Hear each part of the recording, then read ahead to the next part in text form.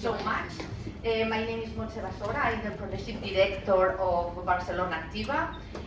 Barcelona Activa is the local development agency of the City Council of Barcelona, and it's a real pleasure to welcome you to this space.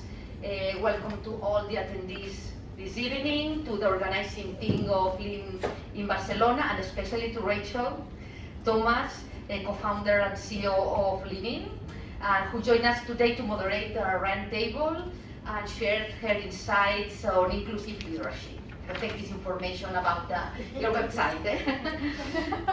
Espai Lidera is more than just a venue, no? A very wonderful venue. It's a symbol of Barcelona commitment to talent, leadership, and female entrepreneurship. As part of the city economic development strategy, Lidera supports professional women, executives, and entrepreneurs through mainly mentoring, training, and networking opportunities. In some figures, a little bit figures, in 2024, over 1,500 women participate in the different activities that we organize in this Espai Lidera. Lidera also, this initiative also coordinates what we call Lidera Network, an ecosystem right now of 17 organizations. Some of these organizations are, for example, Asodame, Dones en Xarxa, Associació 50-50, Lean in Barcelona, as an example of these 17 organizations, working together to amplify impact and foster collaboration. Today, this event, organized by Lean in Barcelona, is part of this network return, because the organizations that are part of this ecosystem, of this network of Lidera, organize activities as a part of this free use of this space. Before we begin, just I want to share with you this one thought. This meeting is an opportunity to share ideas, experience, and challenges, but above all of these ideas, to build bridges between people who believe in a more equal, inclusive, and collaborative future. I invite you, I'm sure that it will be in this sense, but I invite you to participate actively, because there is after this roundtable networking activity, to participate. Yeah? Participate actively, to listen with curiosity in order to ask things and ask what you want to know, and to connect generously too, with aim to help and to know about each other. May this event be a space for growth, empowerment, and inspiration for all of us. Thank you so much for being here, and that's all from me. Thank you very much. Thank you, Montse, and thank you, Lidera. Probably there are people today here that is the first time that are in Lidera. I really invite you to visit their website and see all the activities and things that you can do in Lidera for women. They have been really helpful for us, and they are offering this space for free. And thanks to them, we've been connecting with other women associations in the city, and we have been doing events together and cross-changing networking, which is something super powerful for all of us. And all the activities are for free. All the activities, not only these activities, all the activities that we organize. So I really encourage you to visit the website and learn more about all the things they do. Okay, so thank you very much, Montse. Well, thank you. Welcome, everybody. For those that don't know me, I'm Eva Blanco. I'm the leader of Lean Network Barcelona. And this is our first event after the summer, and we wanted to bring something inspiring and practical for our community. So we thought that bringing some members of our community to share their experiences being entrepreneurs or planning to be entrepreneurs was going to be really helpful for everyone and practical. So with further ado, in fact, and also, we've been so fortunate to have Rachel Thomas with us today. She will be moderating the table. So before that, I'm going to introduce her to you a little bit, and for that I'm going to read. I haven't memorized your CV. So Rachel is an experienced entrepreneur and senior leader with a deep background in technology. Over the last two decades, Rachel has co-founded and helped build several successful companies. Rachel currently serves as the CEO of Lean, an organization that helps women achieve their ambitions, as you all know, and works to create an equal world. Under Rachel's leadership, the Lean community has grown to more than 131,000 peer mentorship groups called Lean Circles. Many of you are part of them, I'm pretty sure, in over 183 countries. And Lean has become a go-to resource to original research and programming to support women at work. She frequently writes and speaks on issues affecting women's advancement and is a lead author of the Woman in the Workplace report, the largest study of the state of women in corporate America. Before co-founding Lean, she co-founded and served as Chief Marketing Officer of Subtext, the first collaborative reading platform for K-12 schools, and served as Vice President of Marketing for Playdom, a social gaming startup acquired by Disney. So thank you, Rachel, for being here. Before I ask you to come to stage, I completely forgot to introduce my team, the Lean team. So here you have them. We don't have everyone here today, but we have Noemi around here. Noemi, where are you? Noemi? Oh, she's there. Okay, so Noemi is there. Okay, she's our public affairs manager. Maria is not here today. Okay, she's our digital marketing. Sarah, that is going to participate in the panel. So Sarah is our strategy director, no? And we have Gabi over there. She's leading the circles, so she's your contact for circles leaders. We have Monica, which is our communications director. Monica is there, okay, yes. Elisenda, who is not here, she's a communications coordinator working with Monica. She's the one that prepared the newsletter every month. And then we have Anna, that is our events coordinator, that today was not able to be here, and so, but many of you know her as well. And plus that, we have 34 circles. We have several leaders of circles, so if there are leaders of other circles, please raise your hand. Besides Alma, Nema, we have Berenice over there. I don't know if there's anyone else. No? We have Genia, but Genia is on the other event. She's leading 2 circles of Lean, but today she was invited to be a speaker in the other event, so Genia is also here. Okay? We will probably, by the way, connect with the ones in the other events in the cocktail part. And also, for us, it's super important to have collaborators, companies that believe in what Lean does and they want to contribute also for an equal world, and we are very, very thankful. So we have Lidera and Ayuntamiento de Barcelona, and Persona Activa, Malo & Co, which are helping us with all the digital strategy in network, Freshenet with the super cava that we have in the cocktail after. HP is the one printing all these amazing roll-ups and everything that we need in printing, like badges for other events, and so they are our printing partners. Maybe because I worked there for 37 years and they love me. We have Yeek, is a consultancy communications company, a very important one that helps us in bringing sometimes other sponsors and also helps us in being in the news sometimes. Conversia and Sidera are helping us with our terms and conditions in the website and everything that has to do to be legal. And that's it. So thank you very much to all of them, because without them, everything would be much difficult, for sure. Okay? And now, without further ado, I'm going to invite Rachel to stage, Rantiem, Sarah, I think you would be better there, Nema, and Alma. So.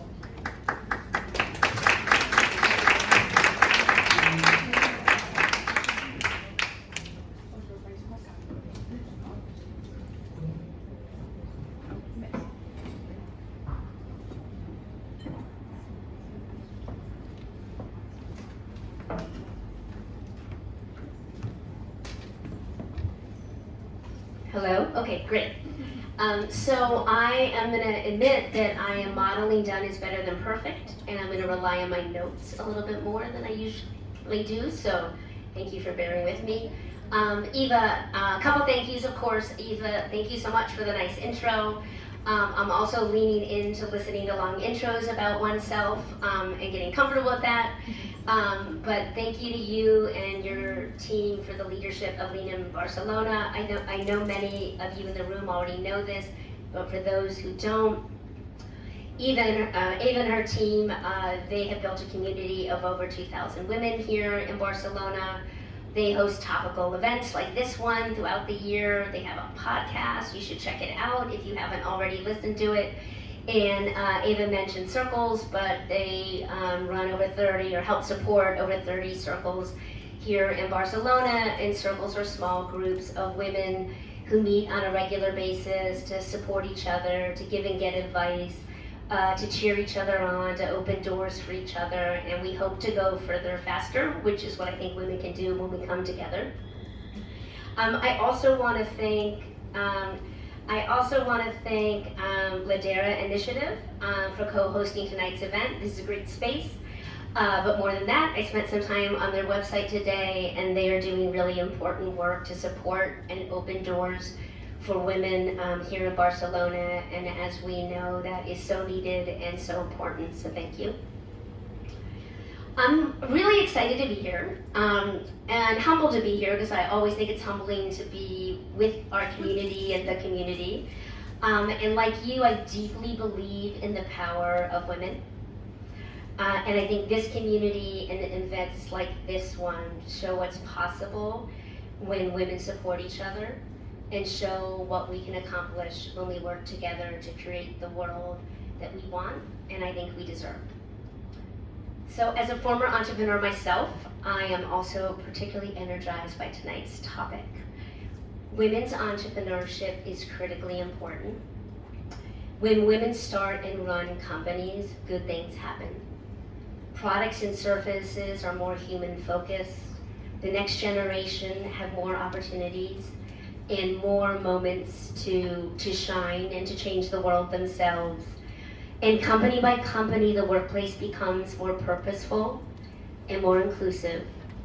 And therefore, I think, more effective and more innovative and more ready to work through the challenges that lie ahead of us. I deeply believe that women entrepreneurs are going to change the world and make our future better, which means I believe all of you in this room are going to play a part in changing the world and making the future better. So thank you for that.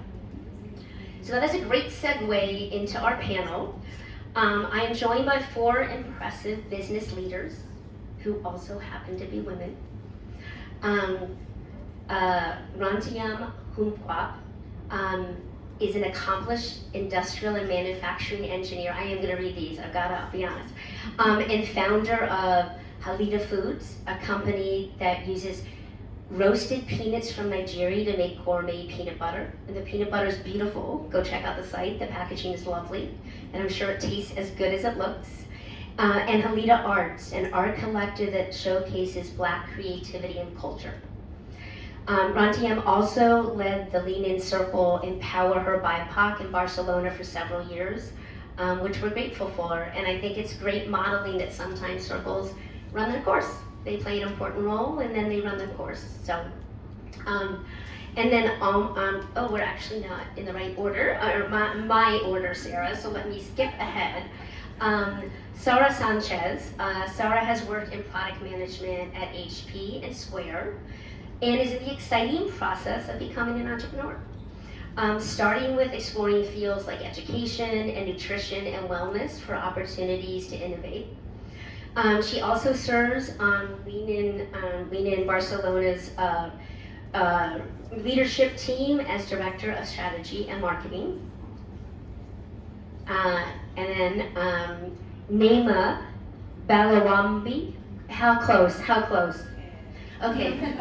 Okay, wait, say it correctly. Oh, it's so beautiful. Okay, I'm so sorry. I truly did my best. Naima is the founder of EMEA Venture Builder, a company that develops customized AI-based software. And Naima AI a consultancy focused on ethical and human-centered use of AI, which we all know is so incredibly important right now. Naima also runs the Lean in Circle Black Women Lead to support Black women who work in technology. And then last but certainly not least, Alma Ortiz. Alma founded a successful real estate agency here in Barcelona that she continues to run. And she also runs WIN, which stands for Women in Business, an online directory that connects women entrepreneurs across industries. Alma also leads a Lean in Circle focused on women's mentorship. So thank you, all of you. I cannot wait to hear all of your amazing answers. So Naima, let me start with you. Tell us about the spark that inspired you to become an entrepreneur. So I became an entrepreneur by accident. I've never thought of being an entrepreneur because my dad and my mom, they were entrepreneurs, so I was exposed to the real life, even if they were so successful. So I came in Barcelona in 2017 to study my second master degree at University of Barcelona. Then I wanted to do a PhD. So after my graduation in 2018 to 2019, I was in the waiting time looking for supervisor, looking for a PhD. You know when you're applying, waiting for paperwork and a lot. So I was working and I saw a short course at university about entrepreneurship and it was for free. So I was like, oh, that's cool, let me go. I'm gonna make new friends at university. So I went there, I remember it was in November 2018. So, and then we had the homework to create a business plan, coming up with an idea. Then we go to the market to validate the idea. So I was like, okay, just let me put consultancy in digital transformation. So I put this idea, created a business plan, and we went outside to ask people on the street, hello, asking people about the willingness to purchase our service. So I met people, and one of those people I met Lucia. And I told her, hey, I'm validating my idea. Are you willing to hire me? I was doing it as a homework, And then she told me, exactly, I have a small business and I'm looking for a consultant. I was like, no. I'm just doing this because I have a presentation in class and we have to come up with the real result. So Lucia told me, no, I see your potential as an entrepreneur. The fact that you talk to me, it's one of the potential. And then Lucia, she became my mentor and she became my client. Then she connected to me to other small businesses around her ecosystem in Barcelona. And then this is how I became an entrepreneur. So in 2020, when the pandemic came, I realized I was supposed to scale the business. And when I was doing the consultancy, I saw that many companies or small businesses want to integrate new technology and innovation into the businesses. And then after I learned to code, and then I transitioned into software development. So for me, it was by chance. Since I met Lucia and I became an entrepreneur. Oh, that's a great story. I would like to propose a version of it where you take a little bit more credit for your entrepreneurship. I'm teasing you. Alma. I strive till now. I'm still in. So it's so hard, but I'm still in. You know what I mean? Yes. Alma, the same question to you. Well, I started on a business path, and I was going to work in a company, and I was going to become the vice president or the president. That was the good girl in me. Went to Catholic school and everything, so I was done everything by the books. So then after 17 years or so in multinational, I was like, I want to become my own boss. I need my independence. I want to do things my way, choose my path. And so I started in the real estate because I think there's a spark that's always, if you want to become an entrepreneur, it has to be within you, because it's challenging, it's difficult, but it's also exciting. But I don't think everybody's cut out for it, but it has to be within, because it's very challenging and you're by yourself when you start, especially at the beginning. So I went into real estate, coming from a business background and nothing to do with real estate, but the spark was there. So I started with Engel & Volkers, I started with Remax, and then I said, no, I want to be on my own, because I couldn't choose my region, I couldn't be independent. So at the end, when you are, in my case, I'm 51, sometimes it's the only path to grow because you are not tied by regions, by specifics. So it being independent, I think that's the most exciting thing for me. Awesome, thank you. And then Rantium, I'd love to hear your story as well. So, where do I start? Okay, so I became one. Well, I always knew I wanted to be an entrepreneur. Because I didn't see myself working for someone, making money for someone else for the rest of my life. So I knew this was a path I was going to follow. Now, life throws stuff at you, right? Like lemons, and you kind of try to figure out what to do with that, right? And people always say lemonade. But so I moved here to start a family. My husband is from here, from Barcelona. And so when I moved here from the States, because I was used to the work life, there is a lot different from work life here. But when I moved here, I did play around with the idea of going back to the corporate world.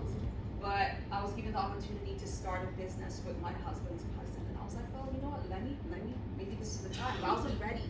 So just like Nima, I actually do call myself an accidental entrepreneur because I didn't plan it. But I believe I was ready. I guess it was the right time. But that's kind of like my path. I knew I always wanted to be one, but it was the timing for me. But I took the risk and did it. And Sarah, oh yes.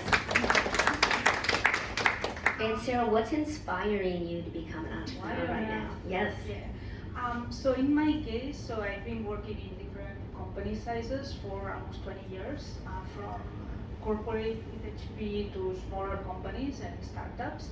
And I guess that in my case, the decision or the drivers behind my decision are basically two, or were two, which is number one, more freedom, and this resonates, what Alma said resonates a lot with this, and then meaningful impact. And let me expand a little bit on those. So what do I mean with this? So when I say more freedom, I mean like in the end, even in a startup, you are executing someone else's vision, right? So and after several years working in product, I was like, sure, I love building products. Sometimes we even get them right, but at the end of the day, I'm not deciding a lot about this product or the vision. So having the opportunity to kind of like decide what problems to tackle, what solutions to implement, and then do it. So deciding the how and the what was really exciting for me and big part of the decision. And then I mentioned meaningful impact, right? So I think that what's inspiring me at the moment is not only to create a product and solve a problem, but also have an impact on people's life and improve that life. So this is not just about, again, launching a business, but having the opportunity to empower people to go through life in a healthier way and more fulfilling. And can I put you on the spot? Has anything inspired you recently as you're on a journey to figure out what you want to do? Yeah. So I think that as I mentioned in my bio, spaces like nutrition and wellness sound very important to me, because I think that all of us, we are kind of like, whatever you put in your body, how you treat your body is very important, right? So, and I don't think that all of us have enough knowledge. It's not common knowledge what to do, and we rely a lot on doctors, for example. So I think that understanding how all of us could feel more empowered to taking decisions about our health, and nutrition is something that sounds very interesting. Yeah, I think we could all get behind that. Rantium, what's one decision you made about how you run your company that you're particularly proud of? By the way, I don't want to limit you. Maybe there's more than, I'm sure there's more than one. Yes. I think I'll just focus Yes, on the most okay. important one, Yes.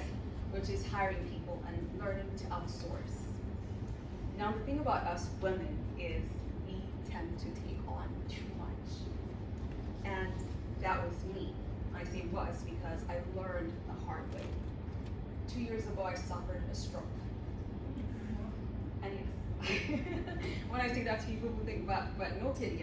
It did kind of drive myself there. And but I learned from that because I had to do everything. I had to do I wore too many hats on top of being a mother and a wife and a friend and a lead and every other thing I take on. So that I learned to be kinder to myself. And that has definitely transformed everything, the way I, handle my business and myself, and the way I actually am with the roles I play in my life as a mother, again, as a wife, and a leader. And yeah, so that's pretty much it. Outsourcing. Outsource, be kind to yourselves. It's so important. That's an important message, and it's true though that like the happier and more fulfilled you are as a leader, it trickles down to your team and great things happen. Yeah. So, Alma, can you share what you love most about being an entrepreneur?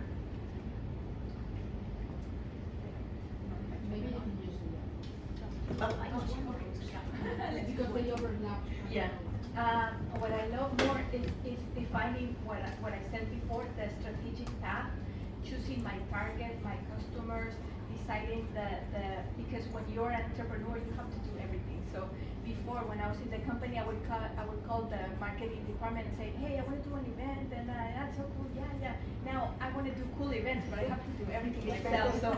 So you have to like you end up like she said, wearing a lot of hats and getting overwhelmed by, especially at the beginning, because you want to do everything. So choosing that same freedom made me learn to take it back and lean into the way of that freedom. So it's that balance, that finding. But what I love the most is being strategic, choosing my targets, my path, how to develop it. So that's what excites me the most. I know this isn't on the prep sheet, but I'm curious, what do you like the least about being an entrepreneur? Bureaucracy. Bureaucracy. Being a real estate agent is like the most difficult, and I can't imagine how anybody would say, I'm going to sell my house. You're crazy, don't do it. It's very complicated. I come from, I went to school in the United States, so it's very simple over there. And Mexico, it's in between. I was born in Mexico, but here it's bureaucracy at its best. So I mean, everybody that works that has done oposiciones, that they work, I take my hat off because that's complicated anybody. So that's the least thing that I like. And I'm glad you brought it up because sometimes we romanticize being an entrepreneur, but there's a lot of things that you do alone and bureaucracy, and it's like you don't. We are building like in my groups. There's a lot of autonomous, like freelancers and women, because we are finding ourselves alone doing all the stuff. So we are developing. I have a lot of WhatsApp groups with different people from different services, and I was like, do you guys know anybody that does this? An architect. So it's very helpful to collaborate and find people that's gonna support you, because you need those networks. Nema, in continuing the theme of it's not all rainbows and butterflies, building something from scratch is actually really hard, and you often come up against challenges you would never have planned in a million years. What's an example of a challenge that you overcame, and what did you learn from doing that? It's okay. So it's okay. Yeah. So there are many challenges and different of stages. At the beginning, I faced a challenge of microaggression that explains before. You remember the mini event? Can we talk about this? Okay. So I'm a software engineer and need data. So because we use AI based on data, so I went to an office to collect the data, and when I arrived at the door, the receptionist told me, "Hey, we don't have a cleaning job here." So, and I was humble enough and tell the person, no, I'm a software engineer. I'm the one who come to collect the data. And then he looks at me, he's like, where you from? In Congo, do you have schools? Kind of things, This was kind of a microaggression. And somehow in the ecosystem, I found people asking me, hey, can you send your client to us because we don't see that you have this potential. So people were questioning my technical credibility. So, but I overcome this challenge because I was like, if you have this, if I'm passing through this situation, I have to do something, I have to build trust in my community. So I started networking. Yeah, if you follow me on social media, you see I'm everywhere. Yeah, everywhere. I'm having like I've already did it. But in 2021, I've been from Barcelona to Cornell to Alpine days every day. Yes, almost actually.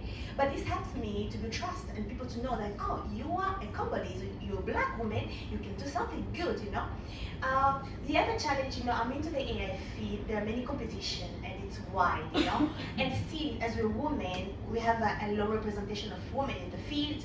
We are still facing stereotypes that women are not good at mathematics compared to men. And us as women, we work a double compared to men. And when you're a black woman again, you work double for double more than everybody. So I would say I have this constant proving that I can, and as well I have to update myself because technology is advancing so much. So every time I'm in training, even if I'm delivering training, even myself, I have to learn always. So the challenge that I'm facing now, microaggression, no, it has passed, because I work on it and presenting myself to the public. Hey, I'm here, But now what I'm facing is like maybe this upskilling and reskilling, the constant one, because I need to do that, yeah. Yeah, so the upskilling, I think we get that we all have to upskill. The other stuff just makes all of us so angry. So, kudos to you for pushing through, but we're all here because we want a world where none of us has to do that. So, we're staying down for a minute, ladies, but we're gonna come back up. I'm teasing you. Rantia, we often hear about success, but failure often teaches us more than success does. Can you share a time when things didn't go as planned and any surprising lessons you took from that? Okay, let me see. Okay, so I have to tell you guys that I'm actually, this Halida Art and Halida Foods is my about 6th venture. So I don't believe in the word failure. I don't use that word anymore. And I'll tell you why. Well, if I did, I will not be standing here with 2 companies. So what I've learned to do, and this is like, I think coming from my engineering background, is pivoting. So that's the word I use now, I pivot. So when something doesn't work out, I go back to the drawing board. Because I can tell you about a lot of things. It's investors, it's, of course, funding, one of the biggest challenges. It's just so many things, so many, problems. So you just go back and look at, I do a root cause analysis, and I try to understand why things didn't go the way they were supposed to. I look at what worked and what didn't, and I build on what worked. And so that's kind of like how, so where I am today is as a result of all the pivoting. So that's kind of like, that's how.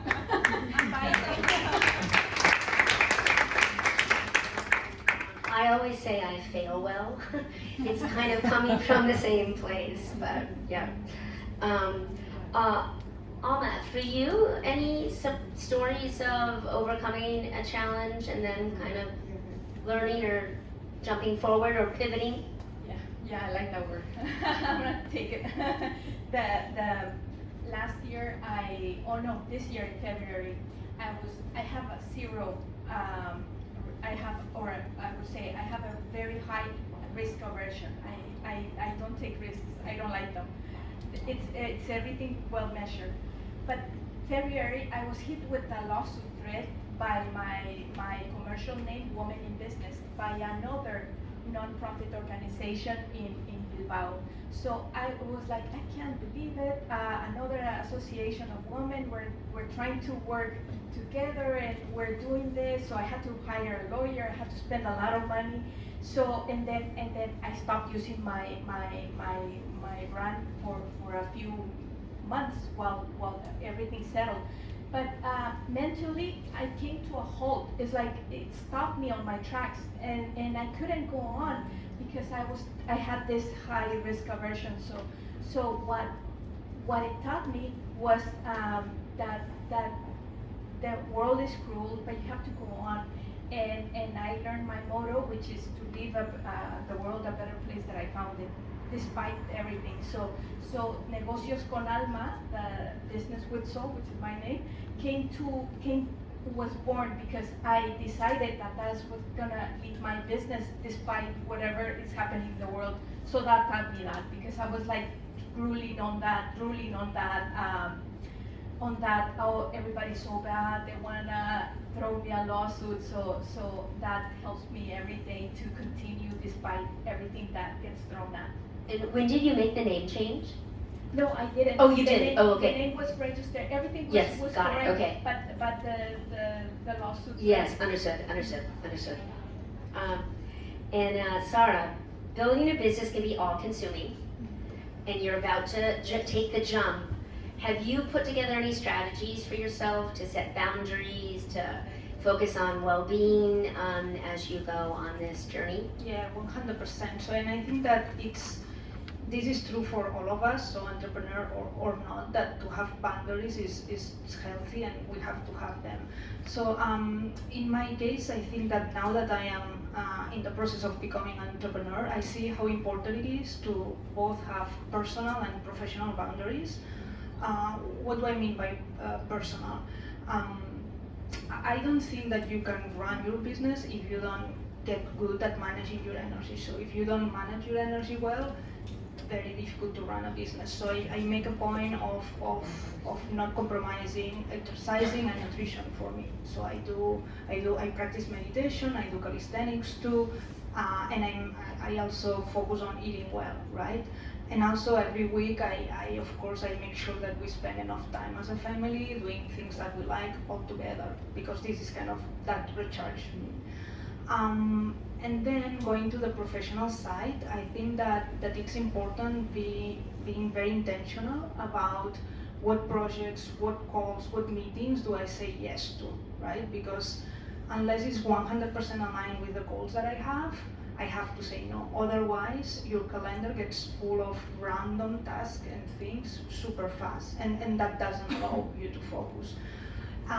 And also one thing that I'm putting in practice too is kind of setting a couple of blocks, one for exploring and one for execution, because now I know that now I am in the exploring phase, so I am at risk of staying there and researching and analyzing forever, right? So if I push myself to also do a little bit of execution, I kind of like I make things happen, no? But then later on down the road, I will be in full execution mode. So it will be very useful to also stop for a second and say, look, what's going on, right? What's the big picture? So. And that really resonates. So I'm gonna popcorn in a question because it's like a burning question for me right now. But I'm curious from all of you. One of the things about being an entrepreneur, which you've all touched on in one way or another, is there's a aloneness to it. How do you navigate that aloneness? Because for the women in the room who are thinking about being an entrepreneur, I think that's one of the biggest hurdles to get over, is that sense of, how do you cope when you're sometimes talking to yourself in the mirror or a partner over the dinner table, but you feel like in many ways you're in it alone. So that is actually very easy for me because I'm very introverted. So I think, and maybe that's the reason why it was very easy for me to do a lot of things by myself, because a lot of times people, you talk a lot, I'm an introvert with an extroverted personality, so I talk when I need to. But yeah, that's pretty much it. It's just my personality. I love to do things myself. I love my company. I really do. So Yeah, it was never a time where I just felt, and of course, a lot of people who work for me don't work with me. Like, we don't have a space where we work together. We meet when we have to, so it kind of works. So in my case, in the phase that I am in, what I force myself is kind of like not to isolate me. So whenever something worries me or I think I'm in a rabbit hole, I have a network of few people that I kind of value and trust their feedback, because I'm not about sharing like all the ideas with everyone. Not everyone has the same level of feedback quality. Sorry. So but there is like it's like this. So but there is 3 or 4 people that I know that they will tell me good and bad, and I just share and ask for feedback. For me, it's a bit different because I'm an extrovert. I need people to work with. I did have a question coming up on collaboration for you, so. Yeah, so you will always see me in the shared spaces, and they change from Monday to Friday. So I have a specific place, I'll call it as an office now. But from Monday to Friday, I'll be moving. Today I'm here, tomorrow I'm there, tomorrow I'm look what is going on. Is it a co-working day somewhere? Even in the hotel, and we go there because I need people. I need the people energy to move on. So for me, I need people actually. So entrepreneurship equal loneliness. I mean, oh my goodness. So we need to yeah. Yeah, in my case, like I said, you need to build your network of, they called it this great woman that I can't remember her name.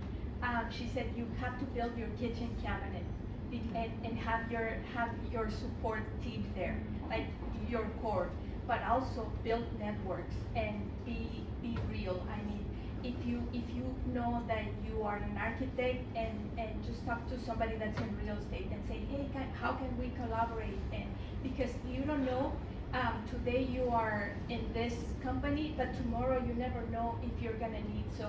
So I think that for me has helped me a lot, because I have to find.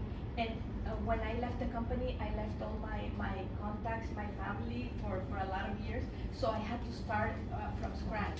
So I have to build all those networks. And so right now I have a lot of WhatsApp groups. And for example, now I need something, and so I go to this one. And if I need something else, I go to the other one. And if somebody needs, you have to pay it forward, of course, and you have to be there for support, which is also exciting when they ask you if you know somebody, and just basically ask for help and have your support. Those are great answers. Okay, we're gonna go to a little bit of a lightning round, like a quick round of questions. This is for all of you. We'll just go right down the line. And I know you had to touch on this already a little bit, so use your creativity or just re-emphasize something, but what is one piece of advice you would give to everyone in the room about being an entrepreneur? Just do it. Because the thing is, we get in our heads just too much, and especially us women. Maybe I'm generalizing, but there's this thing where we just limit ourselves. We can't do it because we may not get funding. The men get more opportunities, and just so many things, right? Just do it. What do you have to lose? Just do it. That's it. I don't think your mic's not hot. It's not really trained. Did you guys hear me though? Was that Yeah, loud? did you hear me? Very nicely. Okay.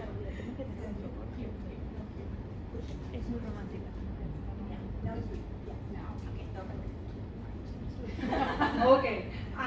So adding to your answer, I think that just start small, but start. So be super biased to action, because to your point, I think that momentum comes from action, not from waiting for the perfect team or the perfect time or the perfect product. So just do it. Yeah, I would say being part of the program. Okay, I like just do it, but you need this drive that will push you to do it now. It's hard, ladies, because when you're an entrepreneur, you need client, you need partner, you need to send messages. What will motivate you to write someone on LinkedIn or send an email? You need to drive, someone will be behind you, make you feel like you're pressured. Hey, it's time now. So you are at the right place here at Barcelona Activa. There are many programs, helping you into the business plan, advance, like accelerator, what the incubators, you have many programs and you'll have individualized mentorship here. And they have even how to fundraise. They will connect you to different partners or even entity ecosystem that you need but you didn't know. So you went to the right place. Actually, I would advise you after this event, just go there and ask for the flyers, go to the website and question, yeah? Being part of the program will help you actually to facilitate you a lot because there are many things in the process of being entrepreneurs, in the process of launching your product or services. But when you're part of the program, you'll have people who will be helping you, guiding you because they've been there before or they're more knowledgeable enough. Being part of the program. So after this event, go on the website, apply. Yeah, thank you.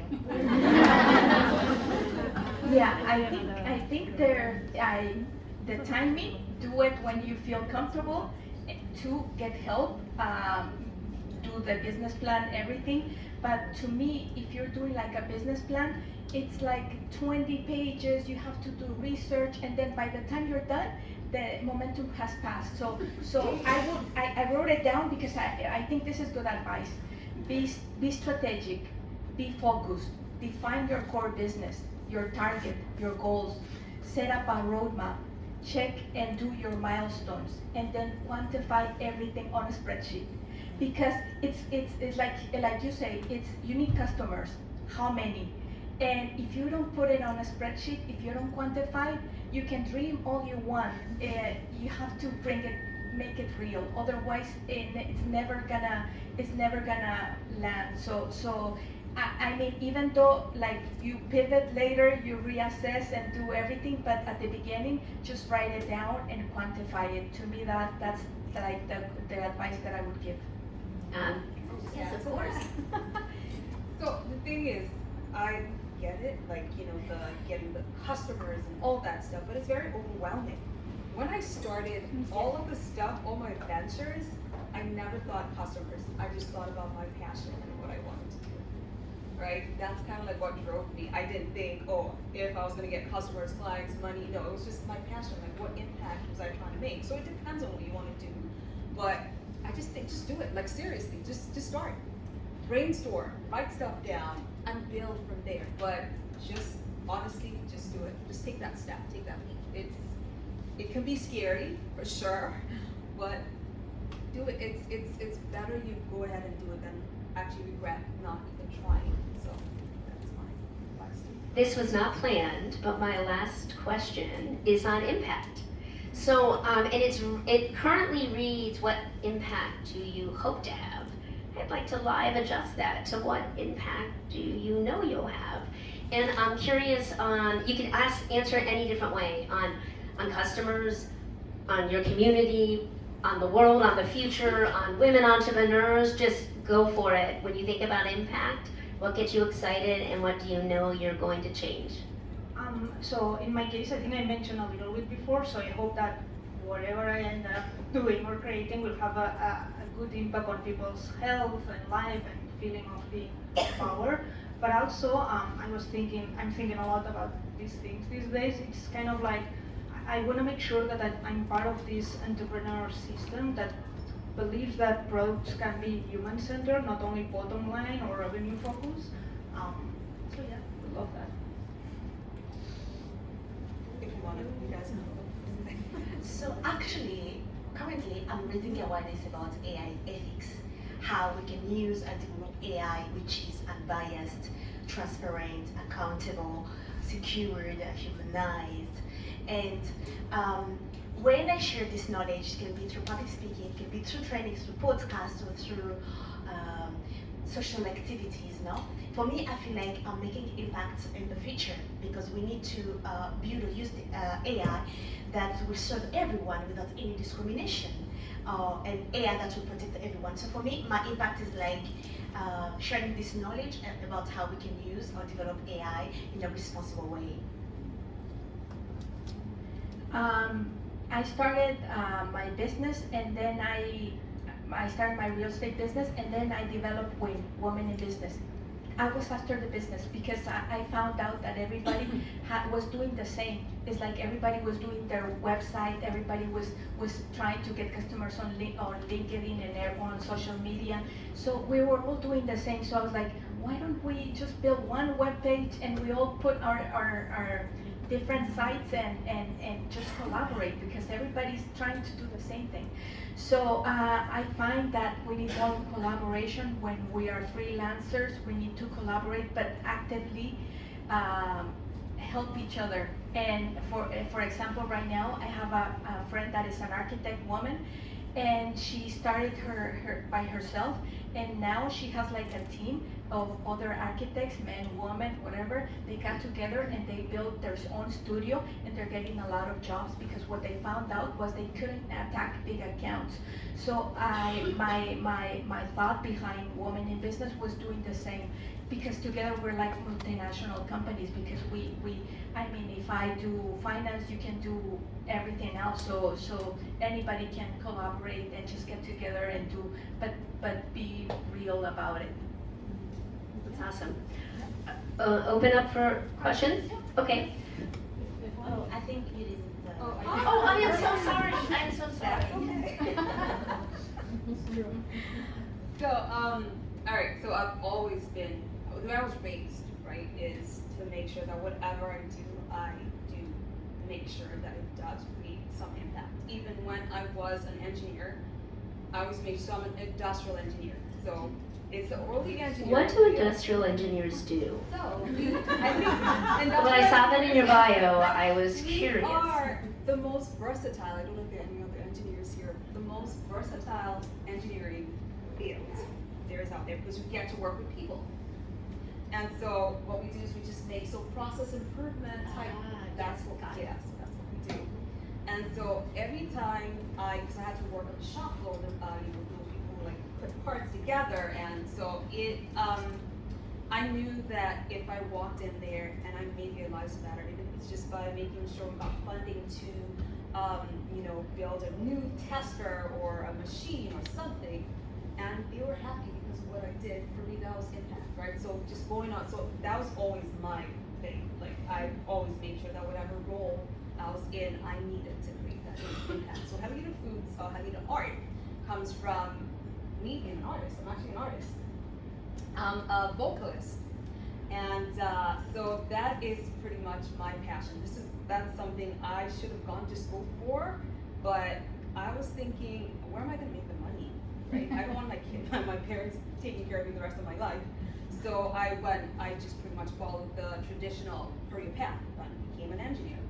And so with Jalita Art, I know, and I'm not sure if you guys know anything, but you're an artist, we talked before. It's very difficult to just get out there, just make money, to be seen as an artist, and especially Black artists. So for me, how do I make sure that these people are seen and heard? How do I make sure that they create, I give them that visibility that they need? So that's where the Jalita Art venture, that's how I create impact on Black artists. Jalita Foods, well, that is, so what we do is, there's two sides of the business. So I do the peanut butter, and for the peanut butter, for every jar sold, a percentage goes to helping educate girls in the northern part of Nigeria.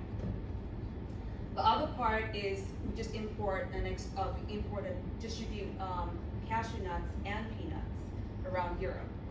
And with that, we created a number of jobs, I believe about 250 jobs right now, specifically for women. And we're actually working on partnering to actually create more jobs for women in the agricultural sector in Nigeria, because that's where I import the nuts from. That's where I was born before I moved to the US, and that's kind of like where my family is right now. So that's it. Everything I do, I just always think, and I think we should always think about that too. How do you create impact in everything you do? Yes, you want to make the money. I'm not saying you shouldn't think of the money part of it, but you should also think about ways you could actually make, create an impact. How do you get someone smiling? Those were awesome and inspiring answers, all of them. Thank you. And before we open for questions from the audience, just let you know that Halita Foods peanut butter will be in the cocktail, so you will be able to taste it. It is amazing. I have tasted. I have tasted any other like this one. So We have yes. the smooth and the chunky, so yes, enjoy.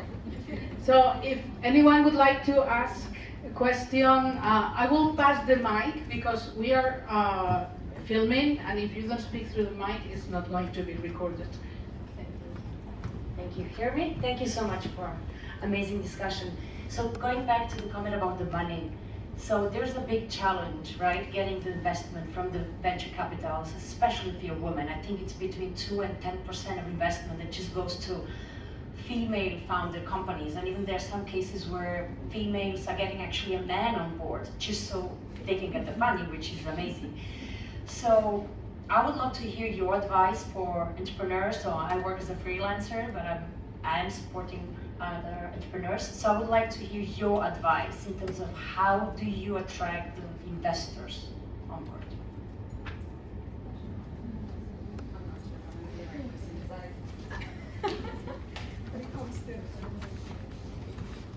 I just forget the name of the firm based in Barcelona. They only invest in women-led projects. Impulsive for Women. It's called Impulsive for Women.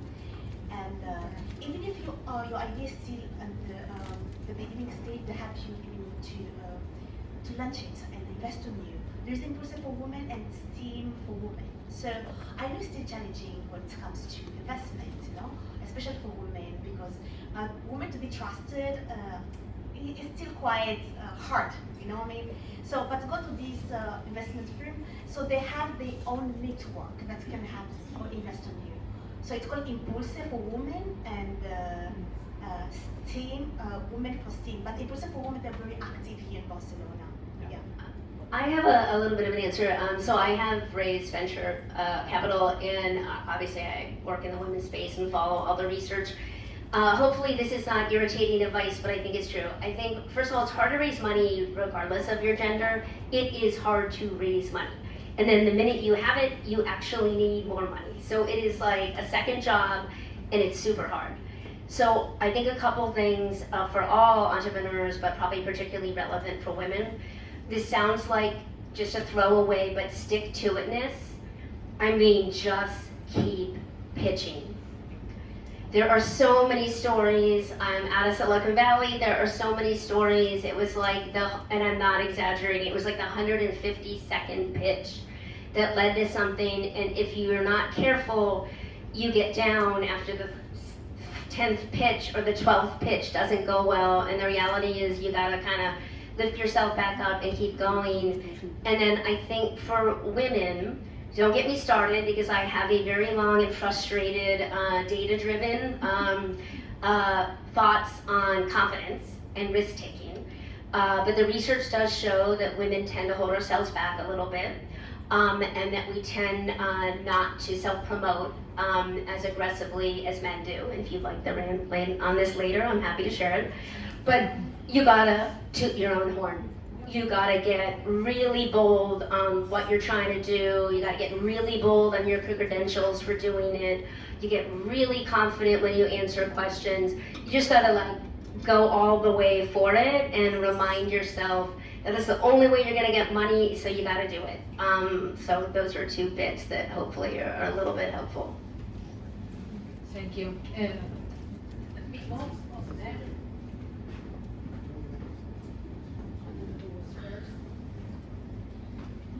Thank you. Thank you so much. It was super interesting.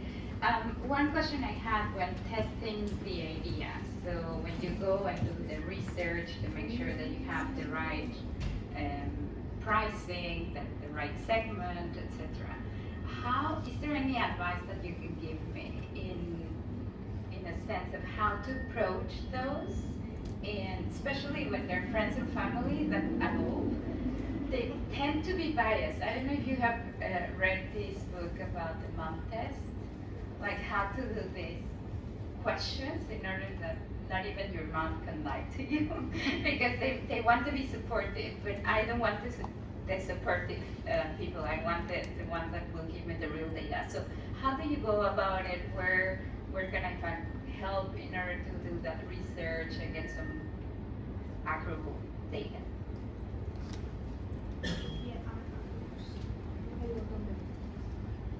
I will learn by the end. So in my case, things that have worked very well for me and keep working now that I am in the process.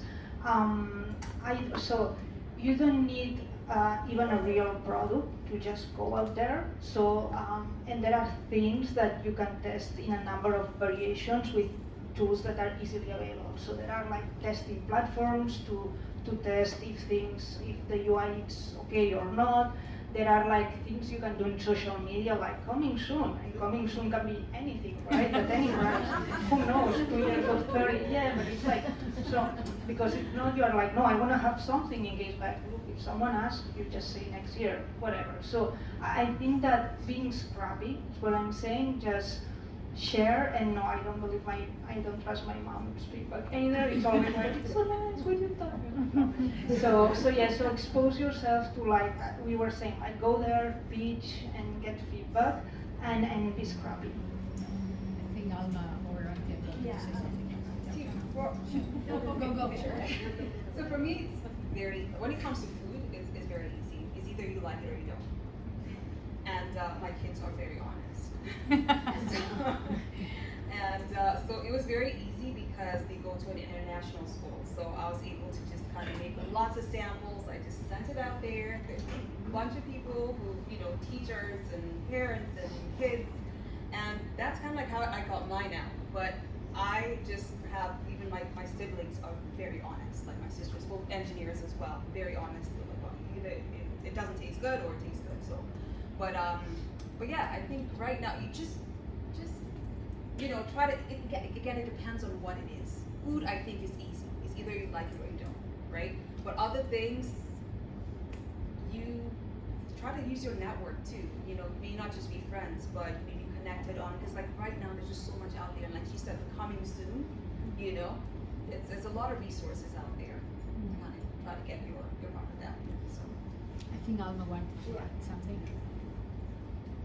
I've done it for especially at the MBA. They would make you do like an actual product and test it on the street. So we would go on the parks, and I think our business was a dog business. So I would have made a lot of money because this was back in 2004. And so we would go to the parks, and I was like, would you pay to take care of your dog? And people will tell you everything, and then you choose your target accordingly. For example, in my barrio, in my neighborhood, they will say, "Me cago en la leche, un hotel para perros." O sea, and you choose your target because you would go to the well-to-do neighborhoods, and they would be open to the idea. So that gives you the path. And then the MVP, the minimum product. So that's good advice also. You just launch a little bit of whatever, invest a little bit of money in developing whatever your product is, and test it.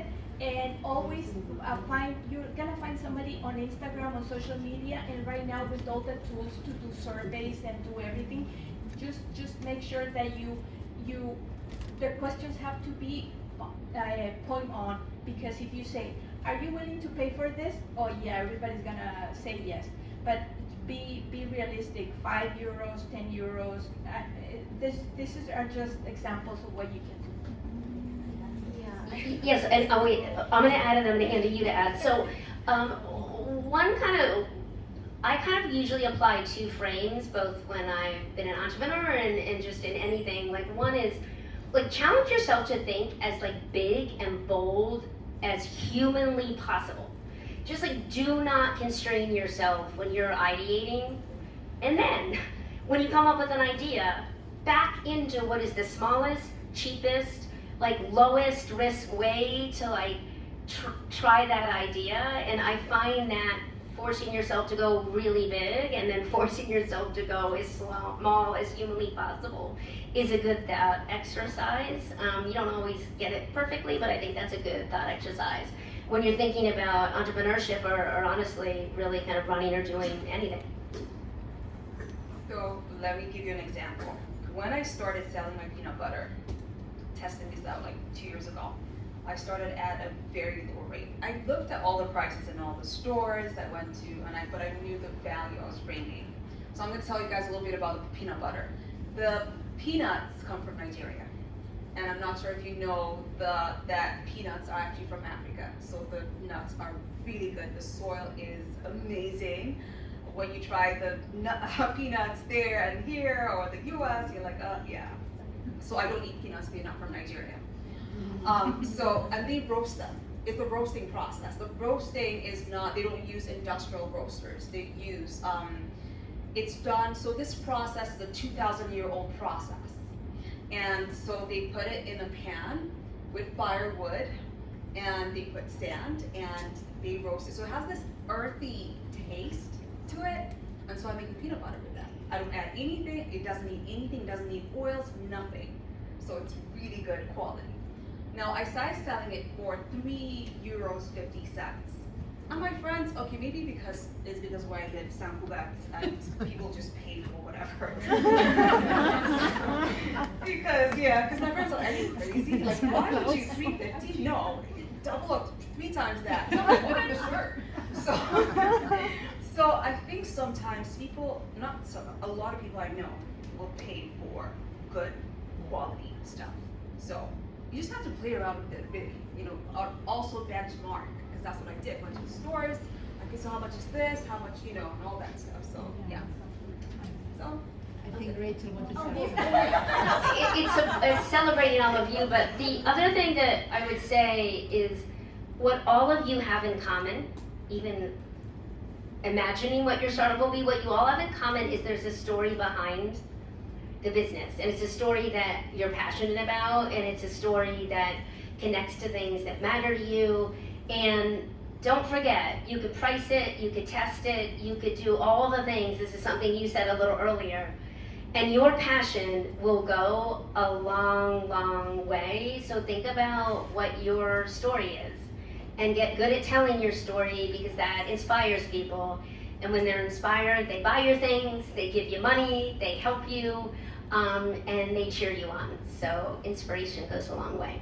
And I know that sounds a little butterflies and rainbows, but there is a lot of truth in that inspiration goes a long, long way. Sorry, did you have something you wanted to say? No. I think there was some question. Berenice? I know, what is the mic? You have the mic already, good. Okay, then we will give it to Beren. Cool. So my question is mostly on tips on how to get out of your comfort zone. So I'm from the Philippines. I do speak Spanish, but then one thing that holds me back is how do I penetrate the Spanish market when I'm not confident in that language. So I understand that some of you are not from Spanish-speaking countries.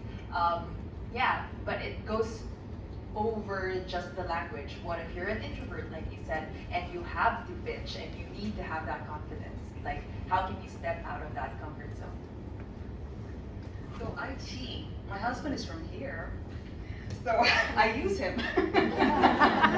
Because even though my knowledge of the language or the languages, Catalan, and Spanish is limited, I understand it.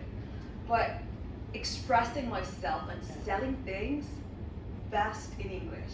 So he's also a professional interpreter and translator, so it works well. So I go to a lot of these meetings with him, and I kind of explain things to him. He's like, well, the thing is I never shut up about a lot of things. He hears it, so he knows it by heart. So he goes in there and he pitches out for me. So, but I cheat.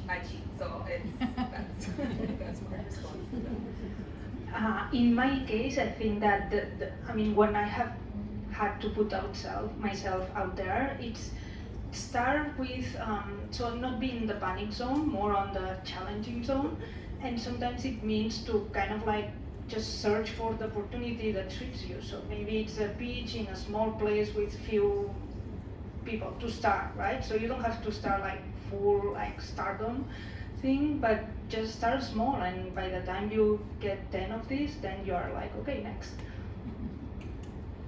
So you need to remove in your mind, because everything is into your mind. You need to remove it that you have to speak perfectly. I speak Catalan badly, but I speak on the TV, on the radio, the training, and the podcast. I do like, I did a congress, a big one, there were more than 400 women, and then Pyrenees. I was like, oh my gosh, that's in Catalan. 1 hour alone, doing a workshop in Catalan. I spoke badly, and I mixed with French, with Spanish, English, but the most important is the communication. You have to remember that you were not born here, but you have to speak, by the way. But if you're still maintaining yourself, when are you going to do that, you know? Just do it and speak. The vital one is just to communicate, yeah. Exactly what I was gonna say. I'm Mexican, I speak English, I speak Catalan, and I speak Gallego. And because we have a house there. And so the minute I got there, I started to learn Gallego on TV with my neighbors. Just make the effort. People, you don't have to be perfect like you say, but just making the effort. People appreciate that you're making the effort. If you're here, learn Catalan. To me, it's I speak Catalan, I understand it. I make a lot of grammars, but I have soft Catalan on my phone because my business too, real estate, and I approach people in Catalan, and just making the effort. And I don't speak it perfectly, and I'm sure the Catalanian people will die with the many mistakes that I make, but I just go for it, and people appreciate the effort. So don't try to be perfect. You know it's not your native tongue. So even I make mistakes in Spanish. So just be cool with it, and people will appreciate it. Okay, forgive me, I put myself on this panel, so hopefully these are helpful insights. So I alluded to this earlier because your question is actually rooted in like the largest crock of nonsense that we have ever been fed in our culture. Okay, that's probably a little hyperbolic, but is that women are inherently less confident. Women, and I think understanding this actually is a mindset shift, which is incredibly helpful. Women are not inherently less confident. We're not inherently less likely to take risks. We're not inherently prone to self-doubt. We are having a rational response to a different set of reactions to how we go through the world. So you know how it is, and I know culturally it's probably a little different, but for me growing up, speak up, but not too loudly. Take the lead, ooh, that was a little too much, that's not very likable. This tension between leading and asserting ourselves and being likable and being seen as someone that you want to like be friends with or develop a relationship with at work, I mean an appropriate relationship at work, but this tension between leadership and assertiveness and likability is real. And then we face other headwinds based on gender bias, based on racism, based on where we went to school, all the things. But for women, these headwinds are more acute, we get more mixed messages, and we are told more what we can't do and challenged more when we assert ourselves than men are.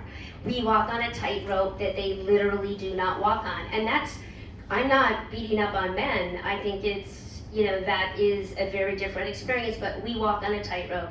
And as a result, we tend to be prone to self-regulating or thinking about what we're doing more or trying to be perfect so we don't face criticism or trying to find the perfectly right balance between being assertive and speaking up but not being sharp-elbowed or unliked. And it's taxing and it slows us down and it leads us to hold ourselves back a lot. So we can't change it. The world is slowly getting better, I hope.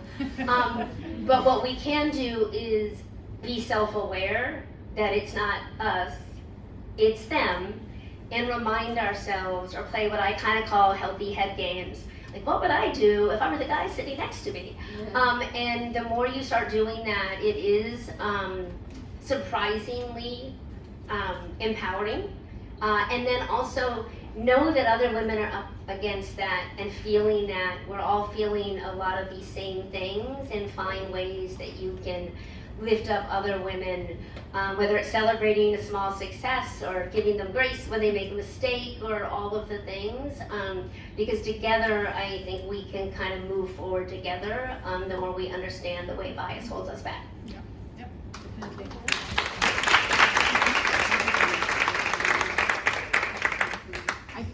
have time for one or two. I don't know.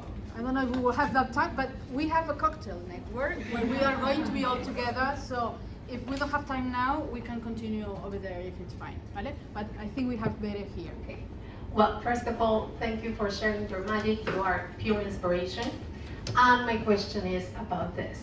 How, besides product and business development, how important is the personal development, and I mean the one you invest in intentionally?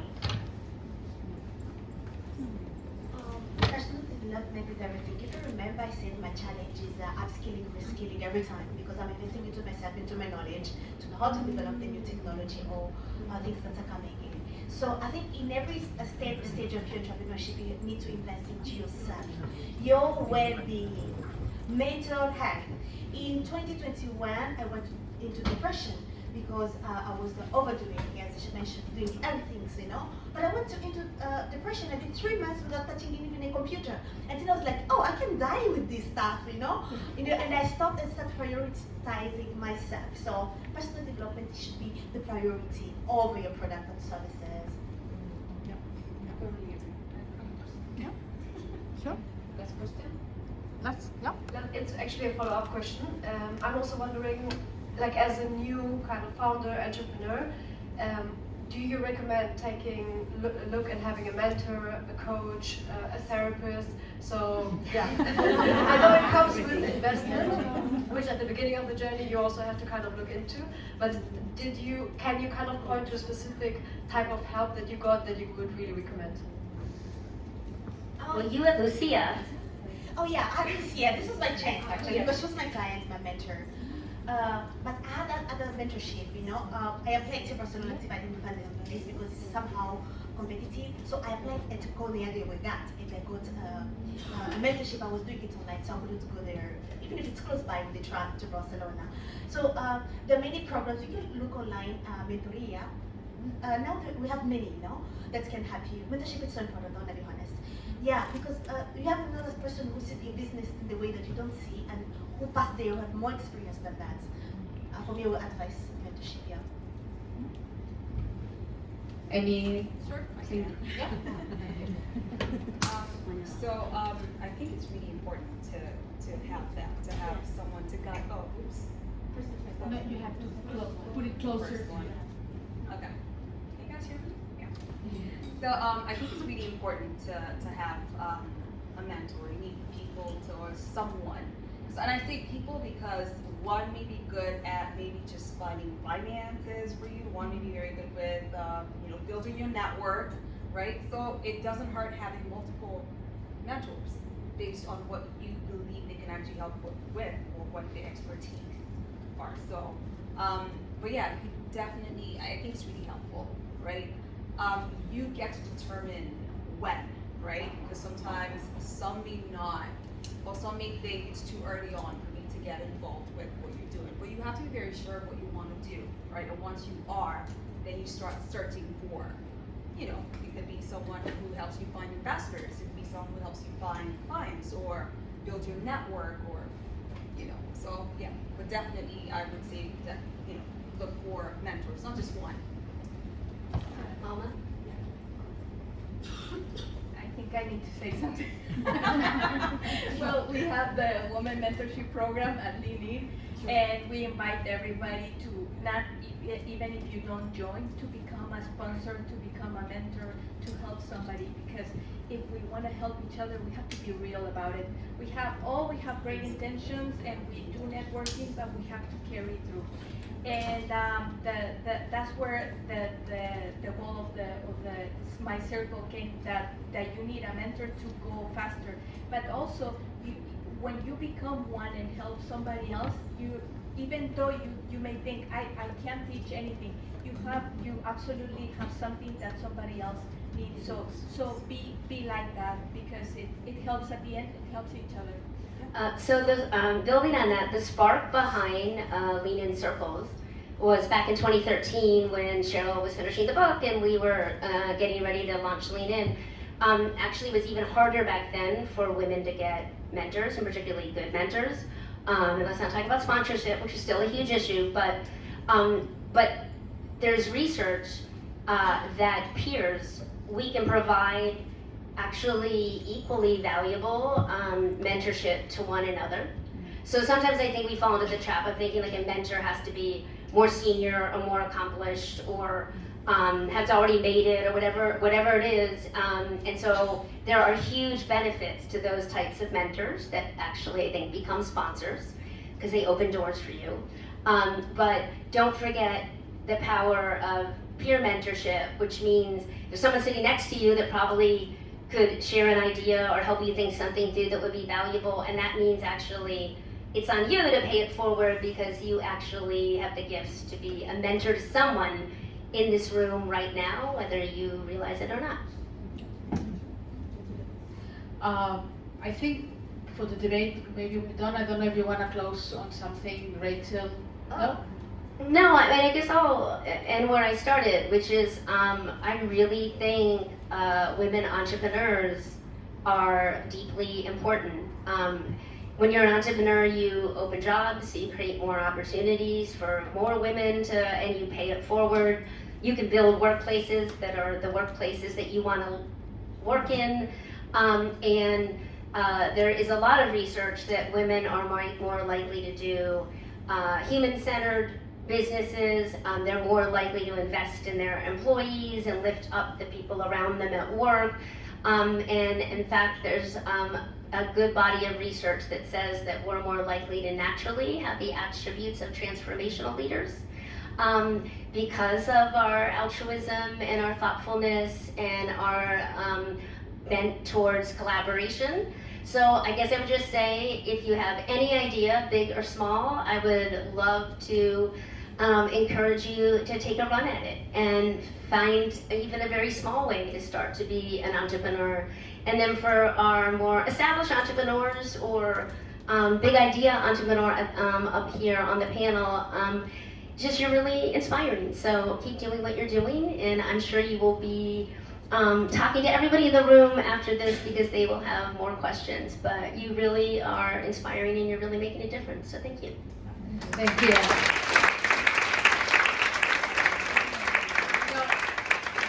Before we move to the cocktail area, which is right in front in the garden, I have a few pieces of information to share with you because I'm pretty sure that many of you that are not part of Lean are willing to be part of Lean right now. So I'll move. Maybe you have to sit because I don't know if you're covering the screen. Just 1 second. Here you have a QR code. If you want to join our network, you can use it. And it will get you directly to the form, okay? Good, got it? Yeah? Even the ones on the last one? Okay. Then, if you're a member of Lean but you're not receiving our newsletter or any of our information or emailing that we send announcing next events, you have to subscribe because the websites are not linked yet. I think they're working on something better now. So if you want to receive the newsletter and any other information about Lean, you have to subscribe, okay? And here you have the QR code. And we always want to have feedback from our events. So this is a QR code that goes to a survey. We are going to have some QR codes printed in the cocktail area, so if you don't want to do it now, you can do it there. It's super simple, but we really appreciate your comments and your suggestions with ideas for other events or other themes that you would like to tackle in the different events. And before we go, today we have something new to share with you. We think as Lean Barcelona, we wanted also to contribute in more directly with social responsibility. There are many foundations, many NGOs working in the city to improve the lives of people in need, women, elderly, etc. And I met Fundación Roura just before the summer holidays. And I was really impressed with the work they do. And in fact, we have Carmen Litago from the Fundación that she's going to share very briefly what they do, and we have some brochures also in the cocktail area where they explain all the things they do. But they are doing so many activities that I cannot really summarize now. I prefer her to say, to explain it. And you will see that, for instance, they have a textile workshop with women that they have learned how to sew as a profession, women that didn't have a profession. And we have done some tote bags of linen with them that are amazing. You will see them later. Okay, so I would like to invite Carmen to join us just for very briefly. She's gonna share very quickly. And she's gonna do it in Spanish, right? See, no? No problem. No, it's okay. You can do it in Spanish, no problem. If you want to come, maybe with the micro, it will be better. Next time I will speak in English. It's also my English. I will do an effort, like you say. Roura works in Barcelona hace 33 años. We have 11 projects and we attend more than 20,000 personas. Intentamos acompañar a todos los problemas que vivimos en Barcelona, desde la esperanza de vida, qué pasa con las personas mayores que no tienen recursos, qué pasa con la inflación, cómo ha cambiado el mundo con los precios tan altos, la dificultad de las viviendas. Atendemos a mucha gente que no tiene recursos, pero tenemos que ser creativos y emprendedores, y tenemos 3 proyectos que tienen visión empresarial. Como ha dicho Eva, uno es una formación. El sector textil está creciendo otra vez en España y no hay profesionales. Entonces decidimos dar formación para personas vulnerables para que puedan encontrar trabajo en el sector textil. Tenemos una escuela de costura y un taller de costura que trabajamos para diferentes empresas. Then we have a laundry also. We work for tourist apartments and also una tienda. Estoy mezclando inglés y castellano. A second hand. And the difference es que no solo vestimos a personas con excedentes de personas privadas y de cambios de habitaciones, de hoteles, de apartamentos turísticos, sino que damos la posibilidad de vestir casas a partir de excedentes de lo que os he dicho. Estáis todas invitadas cuando queráis. Podemos, desde Lenin, si queréis, hacemos una visita a la fundación. Muchas gracias por darnos esta oportunidad y darnos a conocer, y gracias a las valientes, porque desde luego nosotros en la fundación lo vivimos. Gracias a las que tenéis iniciativa y las que tendréis, porque realmente cambian muchísimas vidas. Me gustaría, I would like to say in English. Bueno, muchas gracias.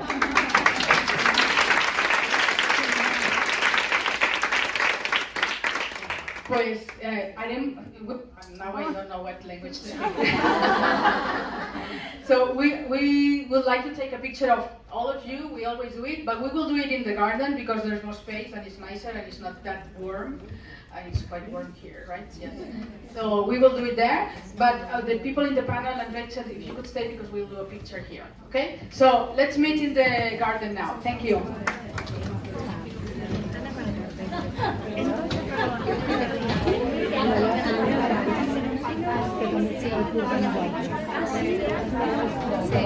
La pobre, luego está trabajando. No, o sea, bueno, menos, yo creo que es de expats. Eso sería uno de Yo creo que ese es de expats, porque yo me apunté porque me apetecía como seguir como construyendo el más internacional. Bueno, en tu zona estás muy... Sí, pues es un perfil muy específico. Exacto. Es como si dijeras, vale, pues era como la física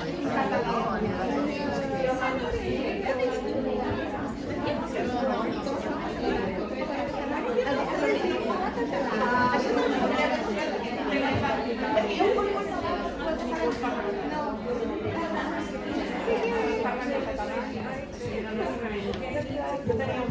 Gracias.